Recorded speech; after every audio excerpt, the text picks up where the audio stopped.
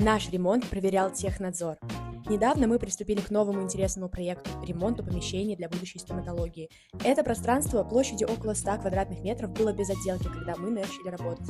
Первым шагом мы подготовили дизайн-проект, чтобы создать стильный и уютный интерьер, который понравится не только владельцам, но и посетителям. Сначала мы приступили к демонтажу старого напольного покрытия, чтобы проложить электрику по полу. Далее мы возводили перегородки, чтобы разделить пространство. После этого перешли к черновым работам, штукатурим стены и делаем подготовку под отделку.